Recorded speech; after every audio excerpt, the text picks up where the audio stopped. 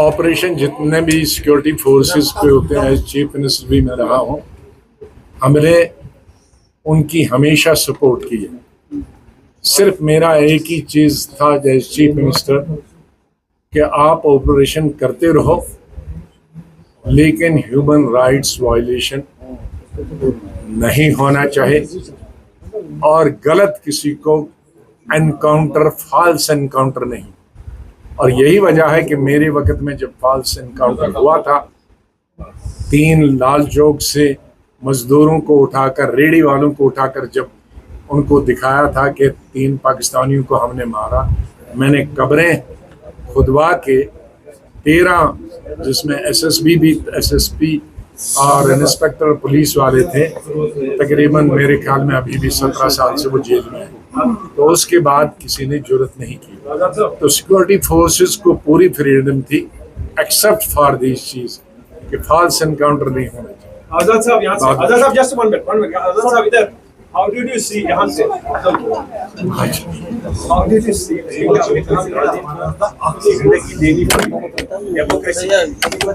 the democratic point of view, how did you see the political scenario of Jammu and Kashmir? Second, what about Donald Trump? What about Donald Trump?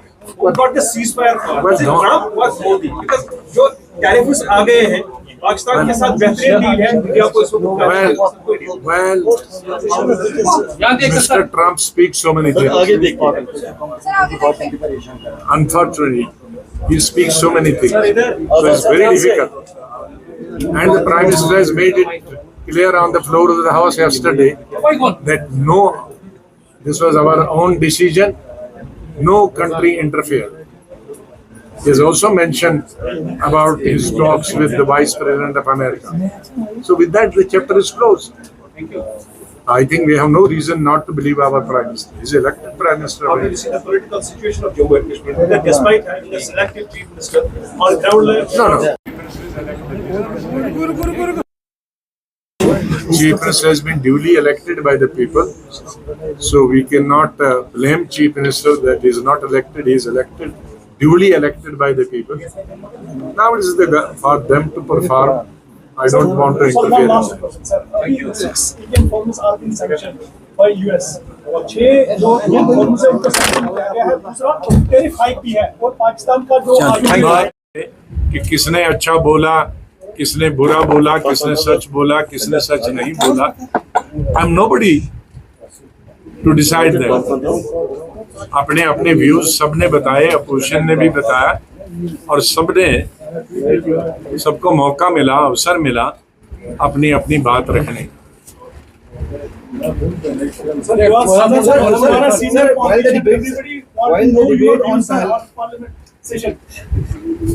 सिर्फ मैं इस हक में हूं, मैं हमेशा जब पार्लियामेंट्री अफेयर्स भी 3 दफा रहा हूं और जब लीडर अपोजिशन भी रहा हूं, मैं हमेशा पार्लियामेंट चलने के हक में रहा हूं. मैंने कई बार कहा है, कई जगह कहा है कि जब मैं पहली दफा चुन के आया था और कुछ अरसे के बाद मैं यूथ कांग्रेस का नेशनल प्रेसिडेंट बना था, तो उस वक्त कोई 40-50 के करीब यूथ कांग्रेस के लोग जीत के आए थे. तो सेंटर में हमको एक ब्लॉक दिया गया था यूथ. तो उस वक्त अपोजिशन का कोई लीडर खड़ा हो जाता था, उस वक्त अटल जी होते थे, तो मैं और मेरे साथी एकदम खड़े हो जाते थे उनको न बोलने में. तो एक दिन इंदिरा जी ने मुझे एक कमरे में बुलाया पार्लियामेंट के कि ये आप नौजवान आए हो, आप शोर करने के लिए नहीं आए हो, पार्लियामेंट में बोलने के लिए आए हो, तो तैयारी करके बोला करो. और जो अपना विरोध है, उस वक्त हम रूलिंग पार्टी में, या खिलाफ वाले आदमी ने जो बोला उसके पॉइंट तैयार करो, आर्गुमेंट तैयार करो. लेकिन लीडर को अपोजिशन के न रोकने से या न बोलने से या उसको रोकने से तुम लीडर नहीं बन सकते. मैंने वही बात 1982 की या 81 की अभी तक याद रखी। जब कभी भी किसी भी पोजीशन में हमारे साथियों ने हमको कहा कि विरोध करेंगे, हमने कहा हम तकरीर में विरोध करेंगे, पार्लियामेंट को छोड़कर विरोध नहीं करेंगे। और आपने एज लीडर अपोजिशन मेरी सैकड़ों तकरीरें होंगी कि कितने अपोजिशन गवर्नमेंट की, लेकिन तकरीर में की। तो मैं इस चीज के खिलाफ हूं कि आप हाउस से नहीं चलने दोगे, तो हाउस नहीं चलने देना है तो इलेक्ट कर होके आते क्यों हो? जीत के नहीं आना चाहिए, फिर तो घर से ही विरोध करते रहो। हाउस में जाने का मतलब है कि आप अपने national issues, international issues, domestic issues, लोगों की problem, economic problem, social problem, जो भी प्रॉब्लम्स हैं, उन प्रॉब्लम्स को पार्लियामेंट में सरकार के सामने रखें। और जब आप वॉकआउट करते हो तो गवर्नमेंट सबसे ज्यादा, कोई भी गवर्नमेंट खुश होती है जब अपोजिशन वॉकआउट करता है, क्योंकि वो अपने कानून पास करती। तो अगर अपोजिशन वॉकआउट करता है, पार्लियामेंट में नहीं रहता है, तो वो गवर्नमेंट की मदद होती है, गवर्नमेंट का विरोध नहीं होता है। मैं as ex parliamentarian. Sir, how do you see the opposition's demand of ensuring that the responsibility for Pahalgam security lapse is fixed? Do you see that it's a Well, genuine I think that chapter has been closed. Honorable Lieutenant Governor has already said something about and he had on the responsibility, and with that the matter should be closed.